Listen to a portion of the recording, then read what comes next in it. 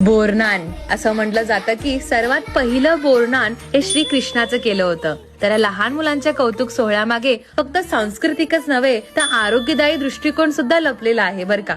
पूर्वीच्या काळी मुलं 1-1.5 वर्षापर्यंत घरातच असायची. वर्ष पूर्ण झाल्यावर समाजात आणण्याचा हा पहिला मोठा समारंभ असायचा. बदलत्या ऋतूशी जुळवून घ्यावं म्हणून बोरं, उसाचे तुकडे, हरभरे, चिरमुरे आणि बऱ्याच गोष्टीचा समावेश या सोहळ्यात केला जातो. आणि पौराणिक कथेनुसार असंही म्हणलं जातं की करी नामक राक्षसाच्या वाईट दृष्टीपासून लहान मुलांचं रक्षण करण्यासाठी ही प्रथा सुरू झाली. त्यामुळे लहान मुलांना कृष्णाचं रूप मानून त्यांचं कौतुक केलं जातं. सोहळ्या दिवशी घर सजवलं जातं.